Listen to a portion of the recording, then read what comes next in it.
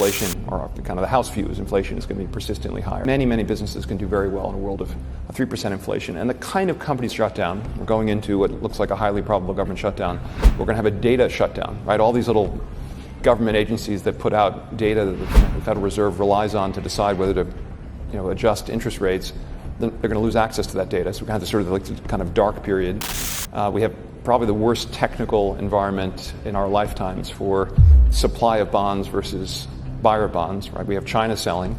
We have Russia, to the extent they own U.S. securities and more, selling. We have Saudi Arabia selling.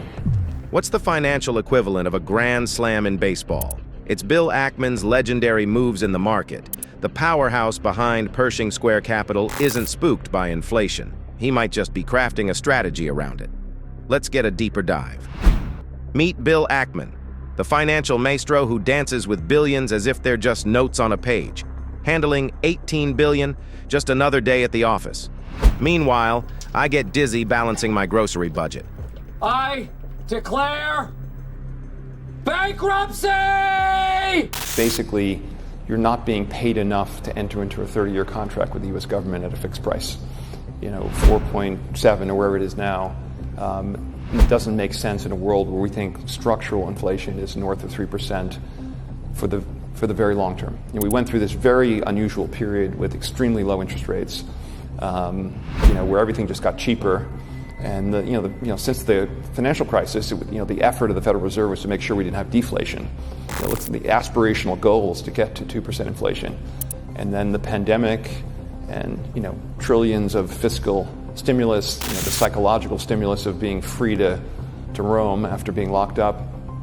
All of these factors coming at once kind of lit inflation, and we still have this massive deficit spending. We still have infrastructure spending. The government's selling literally hundreds of billions of dollars of securities, bills, and at some point they're going to have to sell more and more of the longer instruments. And if you look at the balance sheet of the Federal Reserve, it's an imprudent balance sheet. When Bill raises an eyebrow at inflation, you know something's up. U.S. debt is sitting pretty at $34 trillion. If you're thinking of a nationwide bake sale to chip in, trust me, we'd need a lot of cupcakes. Future predictions? A jaw-dropping $70 trillion. The government's wallet seems to be leaking, but there's more to the story. Before we go any further, here's a small request. Every time you hit that subscribe button, you're diving deeper into the world of cutting-edge insights and hot takes. And about that like button? Well, think of it this way. I've pivoted my potential stock investments to pour my hard-earned money into this channel exclusively for you, Token Nation. So when you hit like, it's more than just approval for the content. You're backing an investor who's ventured into the realm of spreading the Godspell of investing. Let's call it a mutual investment, shall we? Each like pushes this channel a notch higher on the YouTube Stock Exchange. Help us soar. Give us that virtual high five. Okay, back to the video. While we're stressing about our next credit card payment, Uncle Sam's annual budget sees $250 billion going just for interest. Imagine blowing your weekend getaway fund on gas alone. But they have a secret weapon, printing more bucks. And Bill? He's pointing out the silver lining. Negative the equity market. I mean, how could you have a positive view of stocks if you think that that's the outcome for bonds, yields? Because if you own high quality, the key is owning businesses that have pricing power. Businesses that can do well in a world of, and by the way, many businesses can do well in a world of 3% inflation. The key is it's hard to manage a business in a world where inflation is volatile, or inflation is 8%, or the kind of crazy numbers.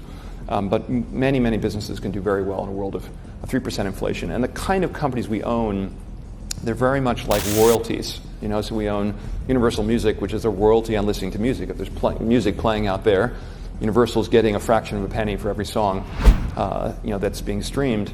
Google's a royalty, if you will, on people advertising on the web, right, or on YouTube. Restaurant Brands is a royalty on people eating at Burger King or any of their various concepts. Hilton is I continue, a royalty on people staying in hotels and eating and drinking and going to events.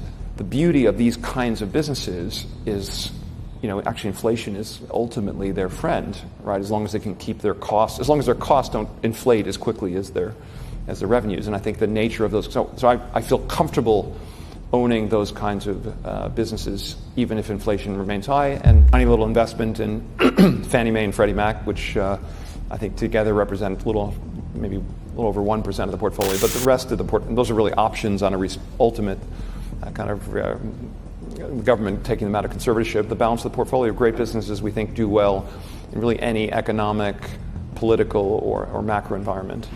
And then we opportunistically hedge risks. And the two risks we've been concerned about really over the last year and a half, energy prices and kind of the longer part of the curve, the Treasury curve becoming, rates moving up. Ready for a nugget of wisdom, Ackman style? Inflation might be the big bad wolf for some, but for savvy investors, it's the golden goose. So, which stocks shine in inflationary times? Ever hear of royalty-centric businesses? Think royalties, think passive income, like getting a cut every time your catchphrase becomes a trend. In this arena, Google and Universal Music wear the crown. Their melody? Ka-ching. Monopoly-like brands also deserve a mention. They're the rock stars of their sectors. NVIDIA is the tech world's lead guitarist, with chips that sound borderline futuristic. And hey, let's give a shout out to ChatGPT. Bill's insider tip? Bet on businesses that travel light.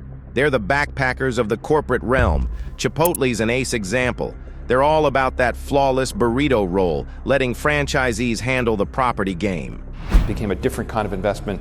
I would have been happy to have that as maybe even a 2.5% position, 3% position in the portfolio, but that's not what we do. We don't collect 30 things, we put 3% of our capital. We own, we have 22%, 25% of our capital in Universal Music. We have, 16, 70% of our capital in Google. These are businesses we feel very comfortable, we can sleep at night and have a very high confidence level of what they look like over a long period of time.